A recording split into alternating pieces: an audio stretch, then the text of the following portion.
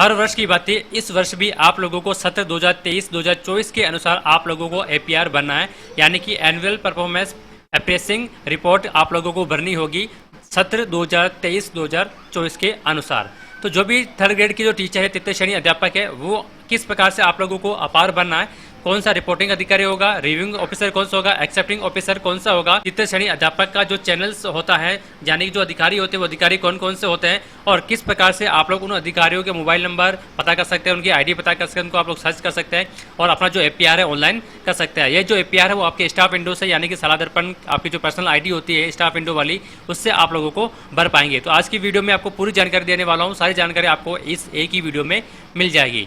वैसे तो first grade, second grade और थर्ड ग्रेड तीनों का ही जो एपीआर बनने का तरीका वो बिल्कुल सेम है, लेकिन यहाँ पर मैं स्पेशल तौर पर थर्ड ग्रेड के लिए आपको बता रहा हूँ।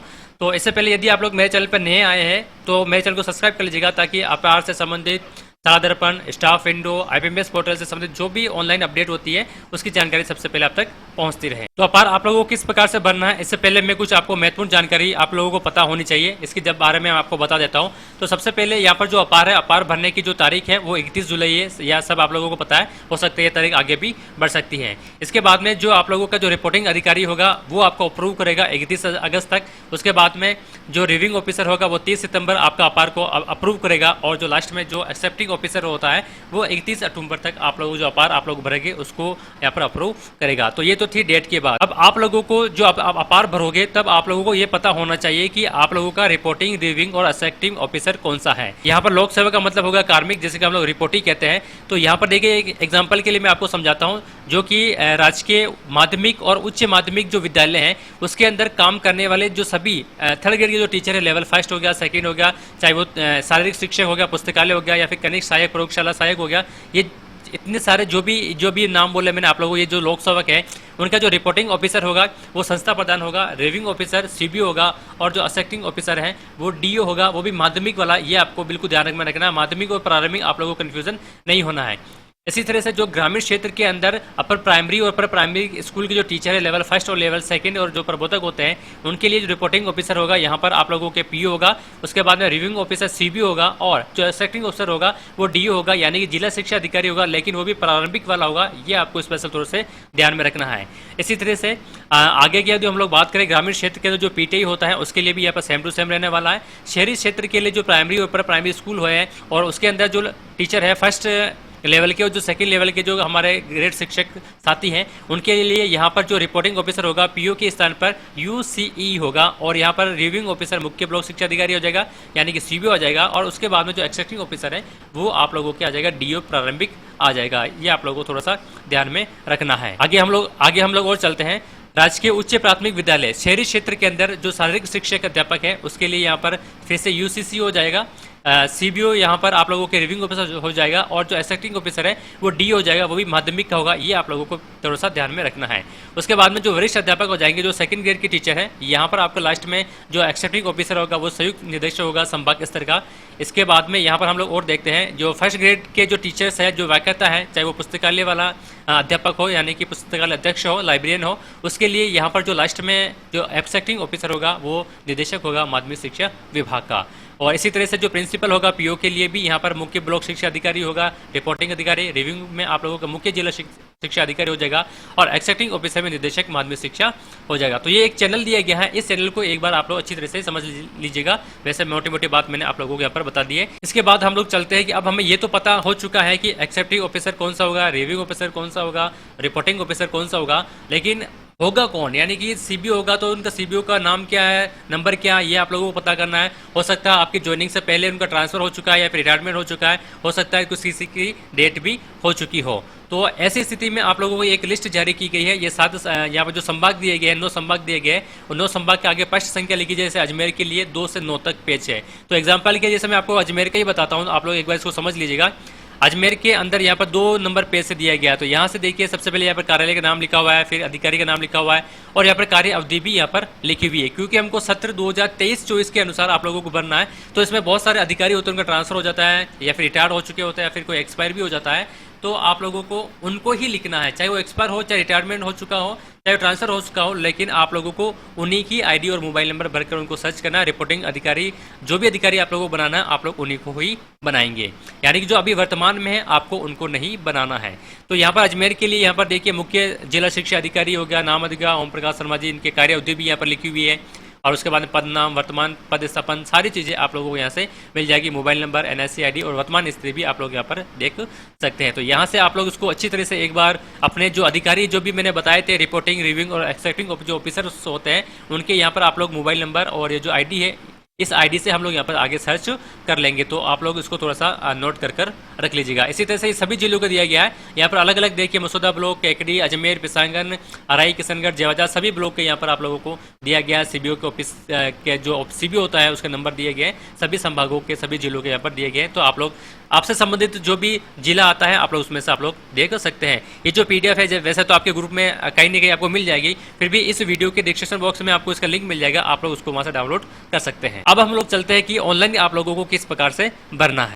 तो अपार बनने के लिए सबसे पहले आप लोगों को स्टाफ विंडो से लॉगिन हो जाना है। लॉगिन हो जाने के बाद में यहाँ पर सिंपली देखिए अपार वाला ऑप्शन आपको दिखाई देगा, इस पर क्लिक करना है। यहाँ से आप लोगों को अपार डैशबोर्ड इस वाले ऑप्शन पे आप लोग क्लिक कीजिएगा। तो यहाँ से कुछ दिशा निर्देश आएंगे, आप लोगों को दिशा निर्देश एक बार पढ़ लीजिएगा। जैसे कि इसमें लिखा हुआ है, सत्र 2023-24 की साला दर्पण से ऑनलाइन करते समय किसी भी लोक सेवक को निर्धारित चैनल के अनुसार ही ऑफिसर को सर्च करना है। यदि आपको किसी प्रकार की प्रॉब्लम आ रही है, यानी कि जो ऑफिसर है वो सर्च नहीं हो रहा, तो आप लोग इस नंबर पर व्हाट्सअप कर सकते हैं। व्हाट्सअप करने के लिए आप लोग क्या क्या लिखना होगा, आप लोगों को नीचे ये 5 बिंदु दिए गए, जैसे कि आपका नाम, पदस्थापन नाम, साला दर्पण आईडी आप लोगों को लिखनी है। उस अधिकारी का नाम लिखना है जिसका कि नाम अपार चैनल पर शो नहीं हो रहा है। उसके अलावा यहाँ पर उसकी साला दर्पण के अनुसार पद और स्टाफ आईडी लिखनी है, उसकी मूल पोस्ट लिखनी है, और बिंदु 2 में वर्णित अधिकारी को स्टाफ विंडो में रजिस्ट्रेशन हो चुका है या फिर नहीं हो चुका है, यानी कि जो उनकी जो यदि ज्वाइनिंग नहीं है या तो स्टाफ विंडो पे ऊपर उसकी जो आईडी बनी हुई है फिर नहीं बनी हुई है, ये सारी जानकारी आप लोगों को भरकर इस व्हाट्सएप पे शेयर करनी है। तो सिंपली यहाँ पर हम लोग ऐसे ओके कर देते हैं। ओके करने के बाद में यहाँ पर आपके ऊपर अपनी डिटेल यहाँ पर शो हो जाएगी, आपको इसको एक बार चेक कर लीजिएगा। फिर हम लोग नीचे स्क्रॉल करते हैं तो यहाँ से आप लोगों को 4 ऑप्शन मिल जाते हैं। सबसे फर्स्ट वाला है new APR, pending APR, field APR और व्यू एपीआर स्टेटस। तो हम लोगों को सत्र 2023-24 का एपीआर बनना है। तो सबसे पहले आप लोगों को click to fill and edit new APR, इस वाले ऑप्शन पे आपको सिंपली क्लिक करना है। अब आप लोगों को यहाँ पर 4 ऑप्शन आप लोगों को यहाँ पर दिखाई देंगे, वो आप लोग उसको देख सकते हैं। सबसे फर्स्ट है मंत्रालयिक और अन्य अचेतन कार्मिक, तृतीय श्रेणी और द्वितीय श्रेणी अध्यापक, यहाँ पर वाक्यता और पदानाचार्य के लिए होगा, और यहाँ पर कार्यालयों में कार्यरत शैक्षिक कार्मिक। तो हम लोग क्योंकि 3rd ग्रेड का भर रहे हैं तो आप लोगों को 3rd ग्रेड का भरने के लिए यहाँ पर सेकंड वाला ऑप्शन आप लोगों को यहाँ पर चूज करना होगा। हम लोग सिंपली इस पर क्लिक कर देते हैं। इस पर क्लिक करने के बाद में यहाँ से ये डेट ये देख लीजिएगा, आपकी वर्किंग ज्वाइनिंग डेट लिखी हुई आ रही है, आपके स्कूल का पोस्टिंग पैलेस नाम भी आ रहा है, आप लोग उसको चेक कर सकते हैं। अब यहाँ पर आप लोगों को प्रतिवेदन की जो दिनांक है वो 1 जुलाई 2023 से 30 जून 2024 है। ये आप लोगों को शैक्षिक स्टाफ के लिए होगा, यानी जो टीचर्स है 1st grade, 2nd grade, 3rd grade principal, उनके लिए यहाँ पर है। तो 3rd ग्रेड के लिए भी यही डेट यहाँ पर आ जाएगी। अब यहाँ पर मैं नई ज्वाइनिंग वालों के लिए बता देता हूँ। जैसे कि मान लीजिए यहाँ पर क्योंकि हम लोगों को 1 जुलाई 2023 से भरना है, तो जो कार्मिक लगातार काम कर रहे हैं उसका कोई दिक्कत नहीं है। यदि किसी की नई ज्वाइनिंग हुई है, जैसे कि मान लीजिए अगस्त में हुई, सितंबर में हुई, या फिर आप लोग 2024 के अंदर आप लोग जून, जुलाई, मई के अंदर आप लोगों की जो ज्वाइनिंग है वो ज्वाइनिंग हुई है, तो ऐसी स्थिति में आप लोगों को क्या करना है कि यहाँ से आपको 1 जुलाई ही लिखना है। पहले वाली तारीख से तो आप लोग 1 जुलाई ऐसे सेलेक्ट कर लेना है, 1 जुलाई 2023। अब उसके बाद में आपकी ज्वाइनिंग से पहले वाली तारीख आप लोगों को यहाँ पर लिखनी है। जैसे कि एग्जांपल के लिए पर मैं बताता हूँ, यहाँ से मैं 23 सेलेक्ट कर लेता हूँ और यहाँ से मैं जुलाई सेलेक्ट कर लेता हूँ। 1 जुलाई यहाँ से मैंने सेलेक्ट कर लिया है। अब मेरी जो ज्वाइनिंग डेट है वो ज्वाइनिंग डेट है 5 मई। तो यहाँ पर मैं 4 मई तक यहाँ पर लिख दूंगा, 2024 आ जाएगा यहाँ पर, और यहाँ पर जून की जगह यहाँ पर मैं मई कर दूंगा, और यहाँ पर मैं 7 जून आपको यहाँ पर एग्जांपल के लिए मान लेता हूँ, यहाँ पर मैं लिख देता हूँ कि यानी कि यहाँ पर आप लोग अपनी ज्वाइनिंग डेट से 1 दिन पहले की आप लोगों को लिख देनी है। इसके दौरान ये वाला जो ऑप्शन है, ये ऑप्शन आपके खाली आ जाएगा, क्योंकि इसमें आप लोगों ने कोई लीव ली नहीं होगी। जब ज्वाइनिंग नहीं होगी तो लीव कहाँ से होगी। यहाँ से आप लोगों को एक ऑप्शन चूज करना होगा। इसमें बहुत सारे ऑप्शन दे रखे हैं, जैसे एपीआर की प्रविष्टि की जानी है, उक्त अवधि में लोक सेवक राजकीय सेवा में नहीं था। क्योंकि आपकी ज्वाइनिंग नहीं हुई थी तो आप लोगों को ये वाला ऑप्शन चूज करना है कि उक्त अवधि में लोक सेवक राजकीय सेवा में नहीं था। यहाँ से आप लोग उसको सिलेक्ट कर लीजिएगा। तो ये आगे वाले जो ऑप्शन है वो सारे ऑप्शन बंद हो जाएंगे। इसको सिंपली आप लोग यहाँ पर सेव पे क्लिक करके उसको सेव कर देना है। यहाँ तक आपको समझ में आ गया होगा। उसके बाद में यहाँ पर आपकी जो ज्वाइनिंग है 8 मई से मान लीजिए, यदि एग्जांपल के लिए यहाँ पर मैं 8 मई आप लोगों को सेव करेंगे तो एक ऑप्शन यहाँ पर और ओपन हो जाएगा। तो यहाँ से फिर से आप लोगों को क्या करना है, 8 मई 2024 सेलेक्ट करना है, और टू डेट में आप लोगों को लिखना है 31 जून 2024 आप लोगों को लिखना है और आगे की डिटेल अभी जो मैं आपको बताने वाला हूँ उसके अनुसार आप लोगों को भरनी है। तो यहाँ से सिंपली मैं 1 जुलाई 2023 से यहाँ पर मैं लिख देता हूँ और अभी यहाँ पर मैं पहले से ही कार्यरत हूँ तो यहाँ पर मैं 2024 और यहाँ पर मैं जून कर देता हूँ और यहाँ पर मैं 30 जून कर देता हूँ। इसके बाद में आप लोग जब भर देंगे तो लीव फॉर्म टू लीव में आप लोगों ने यदि कोई लंबी अवधि का अवकाश लिया है 10 दिन 15 दिन का उससे ज़्यादा का, तो यहाँ से आप लोग उसको तारीख यहाँ पर लिख सकते हैं। उसके बाद में एपीआर वाले फिर से इसमें ऑप्शन पे क्लिक करेंगे तो यहाँ पर एपीआर की प्रविष्टि की जानी है। ये वाला ऑप्शन मेरे इसमें अंदर लागू होगा तो ये वाला ऑप्शन यहाँ मैं सेलेक्ट कर दूंगा। उसके बाद में फॉर्म टाइप में यहाँ पर आप देखिए यहाँ पर एक ऑप्शन आ रहा है, इसको आप लोग सेलेक्ट कर लीजिएगा। पोस्ट यहाँ से आप लोग सेलेक्ट आ जाएगी, ऑटोमेटिक आएगी, इसको आप लोग सेलेक्ट कर लीजिएगा। उसके बाद में पोस्टिंग पैलेस पे आप लोग क्लिक करेंगे तो आपका जो पोस्टिंग पैलेस है वो सेलेक्ट कर लीजिएगा। तो यहाँ पर सारी चीजें मैंने आप भर दी हैं। उसके बाद में यहाँ पर सिंपली मैं सेव पे, तो अब देखिए यहाँ पर ये जो एपीआर के लिए ये एक ऑप्शन यहाँ पर खुल चुका है। यहाँ पर आप लोगों को एपीआर की जो कुछ जनरल डिटेल मांगी गई थी वो आप लोग यहाँ से फिल कर दीजिएगा। अब यहाँ पर आपको करना है क्रिएट एपीआर एप्लीकेशन। ये करने के बाद में आप लोगों को क्रिएट एपीआर एप्लीकेशन इस वाले ऑप्शन पे क्लिक करेंगे। यहाँ से आपको सक्सेसफुल का मैसेज आएगा, आपको इसको ओके कर देना है। अब ओके करने के बाद में यहाँ से आप लोगों को रिपोर्टिंग, रिव्यूइंग और एक्सेप्टिंग ऑफिसर चूज करना है। तो आप लोगों को 1 जुलाई 2023 से 30 जून 2006 के बीच में जो रिपोर्टिंग ऑफिसर होगा, थर्ड ग्रेड के लिए मैं बात कर रहा हूँ, यहाँ पर पीओ हमारा यहाँ पर आ जाएगा। तो यहाँ पर आप लोगों को चूज ऑफिसर्स करना है। अब आप लोगों को जो पीओ है जिसको हम लोग रिपोर्टिंग ऑफिसर्स कहते हैं, इसको आप लोग को यहाँ से पहले आपको चूज करना होगा कि वर्किंग है, रिटायर्ड हो चुका है या फिर डेथ है या फिर सस्पेंडेड है, जो भी है वो यहाँ से आपको सेलेक्ट करना है। इसके बाद में सर्च करने के लिए भी ऑप्शन दिए गए हैं, बाय स्टाफ आईडी से कर सकते हैं, एम्प्लॉय आईडी से कर सकते हैं, मोबाइल नंबर से कर सकते हैं और बाय नेम पोस्ट से भी कर सकते हैं। अब देखिए यदि आप लोगों के जो ऑफिसर्स हैं वो जो अवधि दी गई है 23-24 की, इस अवधि के दौरान यदि एक से ज़्यादा अधिकारीगण का वर्किंग में थे तो आप लोगों को एक से ज़्यादा बार ये जो आईपीआर है वो आईपीआर भरना होगा। यानी कि फिर से यदि यहाँ से मैं क्लोज करके आप लोगों को बताता हूँ तो यहाँ पर हम लोग जो तारीख सेलेक्ट कर रहे थे उसी तारीख को आप लोगों को अगर 2 ऑफिसर्स रहे या चाहे 3 ऑफिसर्स रहे हैं तो आप लोगों को यहाँ पर अलग अलग तारीख चूज करनी होगी। फिर आपको यहाँ पर चूज ऑफिसर सेलेक्ट करना होगा। ये आप लोग थोड़ा सा विशेष रूप से ध्यान में रखेंगे। तो फिलहाल यहाँ पर मेरी स्थिति में ऐसा कुछ नहीं है तो यहाँ से मैं चूज ऑफिसर्स कर देता हूँ। तो उसके बाद में यहाँ पर हम लोग सर्च रिपोर्टिंग ऑफिसर करेंगे जो कि पीओ होता है। तो यहाँ पर पीओ के मोबाइल नंबर मेरे को ध्यान है, मोबाइल नंबर पर मैं यहाँ पर क्लिक करूँगा, डायरेक्ट यहाँ पर मोबाइल नंबर डालता हूँ मैं। तो यहाँ पर मैंने मोबाइल नंबर डालकर सर्च कर लिया है। सर्च करने के बाद में उनका नाम यहाँ पर आ जाएगा और यहाँ पर उनकी डिटेल आ जाएगी। आपको यहाँ पर चेक बॉक्स पे क्लिक करना है और सेव रिपोर्टिंग वाला जो ऑप्शन दिखाई दे रहा है इस पर आप लोगों को क्लिक कर जो रिपोर्टिंग ऑफिसर इसको आप लोग सेव कर दीजिएगा। यहाँ से आप लोग ओके पे क्लिक कर दीजिएगा। अब उसके बाद में आप लोगों ने रिपोर्टिंग ऑफिसर चूज कर लिया। अब आपको रिव्यूइंग ऑफिसर चूज करना है क्योंकि हम लोग तृतीय श्रेणी के अध्यापक के लिए एपीआर भर रहे हैं। तो यहाँ पर जो सीबीओ होगा आप लोगों का ब्लॉक का जो सीबीओ ऑफिस जो ऑफिसर्स होगा वो आप लोगों का रिव्यूइंग ऑफिसर होगा। तो आप लोग अपने जो सीबीओ के नंबर, मोबाइल नंबर आप लोग यहाँ से कहीं से भी कर लीजिएगा। मैंने आपको वो एक पीडीएफ फाइल बताई थी उसमें भी आप लोग सर्च कर सकते हैं। तो उनके यहाँ पर मोबाइल नंबर से मैं यहाँ पर सर्च करूंगा तो यहाँ पर सीबीओ सर का भी नाम आ चुका है। यहाँ पर मैं फिर से जो चेक बॉक्स पे क्लिक करूंगा और सेव रिव्यूइंग ऑफिसर पर क्लिक कर दूंगा तो ये रिव्यूइंग जो ऑफिसर है वो भी यहाँ पर सेव हो जाएगा। अब आपको करना है आप लोगों का एक्सेप्टिंग ऑफिसर, क्योंकि हमारा जो एक्सेप्टिंग ऑफिसर होता है थर्ड ग्रेड टीचर के लिए वो होता है आपके जिला शिक्षा अधिकारी प्रारंभिक वाला। तो इस जो कार्यकाल के अंतर्गत कौन था आप लोग ये पहले पता कर लीजिएगा, उनके मोबाइल नंबर पता कर लीजिएगा और यहाँ पर उसके मोबाइल नंबर डालकर सर्च कर आप लोग जैसे अभी हम लोगों ने रिव्यूइंग ऑफिसर और रिपोर्टिंग ऑफिसर को एक्सेप्ट किया था उसी तरह से आप लोगों को इसको भी एक्सेप्टिंग ऑफिसर की डिटेल डालकर आप लोगों को सेव करना है। तो यहाँ पर मैंने मोबाइल नंबर डालकर उसको सर्च कर लिया है, नाम आ चुका है। यहाँ से सिंपली मैं सेव एक्सेप्टिंग ऑफिसर इस पर क्लिक करूंगा तो यहाँ पर मैंने रिपोर्टिंग, रिव्यूइंग और एक्सेप्टिंग ऑफिसर तीनों प्रकार के ऑफिसर यहाँ पर चूज कर लिए हैं। अब आप लोगों को क्या करना, जब आप लोग तीनों प्रकार के ऑफिसर को चूज कर लेंगे तो उसके बाद में एक्सटर्नल बटन पर लिखा है फिल एप्लीकेशन लिखा हुआ है, आप लोगों को इस फिल एप्लीकेशन पर क्लिक करना है। फिल एप्लीकेशन का जब आप लोग इस पर क्लिक कर देंगे तो यहाँ पर एक प्रकार का आपको फॉर्म मिल जाएगा। इस फॉर्म को आप लोगों को भरना है। तो इसमें देखिए कौन कौन से स्टेप है। सबसे फर्स्ट स्टेप है एप्लीकेशन फॉर्म। इसमें आपको क्या करना है, मुख्य प्रारंभिक कार्यों के लिए निर्धारित लक्ष्य के अनुसार स्वयं द्वारा किया गया मूल्यांकन आप लोगों को इसमें भरना है। यानी कि आप लोगों को यहाँ पर मुख्य कार्य दिए गए हैं, इस मुख्य कार्य के अंतर्गत आपको निर्धारित लक्ष्य दिया गया था और उस लक्ष्य की आप लोगों ने वास्तविक उपलब्धि कितनी करी थी और उपलब्धि में कमी का कारण यदि कोई हो तो आप लोग इसमें यहाँ पर लिख सकते हैं। जैसे कि आप लोगों को यहाँ पर नामांकन का यदि आप लोगों को कुछ कार्य दिया गया था और तो जब निर्धारित लक्ष्य है वो 100% निर्धारित लक्ष्य था और इसको यहाँ पर मैंने 100% ही वास्तविक उपलब्धि कर ली है। तो यहाँ पर उपलब्धियों में कोई भी कमी नहीं है, इसलिए यहाँ पर मैं NA लिख दूंगा। आपको कुछ कमी हो तो आप लोग लिख सकते हैं।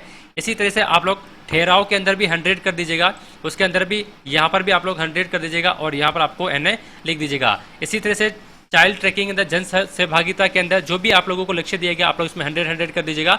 वास्तविक उपलब्धि यदि आप लोगों ने कितने परसेंट प्राप्त करी है वो लिख दीजिएगा, और यदि कोई कारण है कमी का तो यहाँ पर लिख दीजिएगा। ये लिखने के बाद में आपको सेव एज ड्राफ्ट पे क्लिक करना है। उसके बाद में आप लोगों को परीक्षा परिणाम आप लोगों को भरना होगा। तो यहाँ से हम लोग कक्षा सेलेक्ट करेंगे, यहाँ पर सिर्फ बोर्ड कक्षा का ही रिजल्ट आप लोगों को भरना है। जैसे कि कक्षा 5 जो भी आप लोग कक्षा पढ़ाते हैं आप सेलेक्ट कर सकते हैं। यदि आप लोग किसी भी क्लास को 2 सब्जेक्ट पढ़ाते हैं तो आपको उसको डबल बार एंट्री करनी होगी। जैसे कि मान लीजिए कक्षा 8 यहाँ से मैं सेलेक्ट करता हूँ और यहाँ पर मैं विषय सेलेक्ट कर लूँगा, हिंदी अंग्रेजी जो भी है, या जैसे मैं साइंस यहाँ पर पढ़ाता था तो साइंस से सेलेक्ट कर लेता हूँ। यहाँ पर उस समय सत्र 23-24 में कितने विद्यार्थी थे, उत्तीर्ण कितने विद्यार्थी हुए हैं और 60% एवं इससे अधिक अंक प्राप्त करने वाले जो बच्चे हैं उन बच्चों की संख्या आप लोगों को यहाँ पर लिखनी है, और उत्तीर्ण प्रतिशत यहाँ पर ऑटोमेटिक आ जाएगा। और उसके बाद में आप लोग यहाँ पर सेव पर क्लिक कर दीजिएगा। तो यहाँ पर मेरे कुल विद्यार्थी 24 थे, सभी के सभी यहाँ पर उत्तीर्ण हो चुके हैं। आपके यदि कोई सप्लीमेंट्री है, कोई फेल हो गया है तो आप लोग उसको संख्या लिख सकते हैं। यहाँ पर देखिए 60% से अधिक प्राप्त करने वाले बच्चों की संख्या लिखनी है। तो आपको ध्यान में होगा जो A+, A और B ये जो ग्रेड वाले होते हैं, यानी B ग्रेड तक के जो होते हैं वो 60% से ऊपर वाले होते हैं। जो C ग्रेड के होते हैं वो 41 से 60% तक के होते हैं। ये आपको विशेष रूप से ध्यान में रखना है। तो आप लोगों के जो बच्चे हैं A+, A और B ग्रेड वाले बच्चे हैं उन बच्चों को आप लोग काउंट कर लीजिएगा और यहाँ पर उसको संख्या फिल कर दीजिएगा। अब इसी तरह से यदि आप लोग कक्षा 8 को दूसरी विषय भी पढ़ाते हैं तो आप लोग सेलेक्ट कर लीजिएगा। यहाँ से फिर से आप लोग सब्जेक्ट सेलेक्ट कर लीजिएगा और उसके बाद में यहाँ से आप लोगों को फिर से वही बच्चों की संख्या लिखनी है। तो यहाँ पर उत्तीर्ण विद्यार्थी भी चॉइस हो चुके थे। अब 60% से अधिक यहाँ पर बच्चों की संख्या आपको लिखनी है और उसके बाद में यहाँ पर सेव पर क्लिक कर देना है चुका है। तो ये 2023-24 का रिजल्ट यहाँ पर आप लोगों को इस प्रकार से एंट्री करनी है। इसके बाद में यहाँ पर लिखिए अन्य शैक्षणिक उपलब्धियाँ, यदि आप लोगों के पास में है तो आप लोग उसमें यहाँ पर लिख सकते हैं। वर्ष के दौरान आपने कौन कौन से प्रशिक्षण प्राप्त किए हैं, चाहे ऑनलाइन किए चाहे ऑफलाइन किए, वो आप लोग यहाँ पर इसको लिख सकते हैं। जैसे कि दीक्षा का भी चला था, FLN की ट्रेनिंग भी चली थी, और भी यदि किसी प्रकार का आपने ऑफलाइन प्रशिक्षण लिया या चाहे ऑनलाइन प्रशिक्षण लिया है आप लोग यहाँ से लिख सकते हैं। प्रशिक्षण का प्रकार लिख दीजिएगा, अवधि लिख दीजिएगा, प्रशिक्षण से प्राप्त उपलब्धियों का उल्लेख आप लोग ऐसे कर सकते हैं और उसके बाद में यहाँ पर सेव पर क्लिक कर सकते हैं। अवधि का मतलब दिन हो गया, 5 दिन 10 दिन जो भी है आप लोग यहाँ से लिख सकते हैं, इसको सेव कर देना है। उसके बाद में प्रतिवेदित अधिकारी द्वारा किए गए विशेष कार्यों का संक्षिप्त विवरण, यानी कि जो प्रतिवेदित अधिकारी होता है, यानी कि जो हमारा PO होता है, रिपोर्टिंग ऑफिसर्स होता है, उसके बारे में आप लोग कुछ विशेष कार्य के बारे में शॉर्ट में आप लिख सकते हैं। ये 250 शब्दों से ज़्यादा नहीं होना चाहिए। उसके बाद में इसको आप लोग उसको सबमिट पर क्लिक करना है। सबमिट पे क्लिक करने के बाद में आप लोग उस पूरे फॉर्म को एक बार देख लीजिएगा, अच्छी तरह से देख लीजिएगा, और उसके बाद में आप लोगों को फाइनल लॉक करना है। तो for finish and final lock इस वाले ऑप्शन पर क्लिक करेंगे तो आपने जो ये अपार भरा है वो लॉक हो जाएगा, और लॉक होने के बाद में आपके जो PO सर की जो ID होती है, यानी जो रिपोर्टिंग ऑफिसर होता है, उसके पास में चला जाएगा। तो इस प्रकार से आप लोगों को जो APR है वो APR आप लोगों को भरना है। आप लोग भर सकते हैं अपने मोबाइल से, अपने कंप्यूटर से आसानी से। तो यदि वीडियो अच्छी लगी तो लाइक एंड शेयर कीजिएगा, और यदि कोई समस्या हो तो कमेंट बॉक्स में आप लोग पूछ सकते हैं। और यदि आप लोग मेरे चैनल पर पहली बार आए तो मेरे चैनल को सब्सक्राइब कर लीजिएगा, ताकि इस प्रकार की कुछ महत्वपूर्ण बातें, सलाह दर्पण, स्टाफ विंडोज से संबंधित जो ऑनलाइन जानकारी होती है उसकी न्यूज़ सबसे पहले आप तक पहुँचती रहे।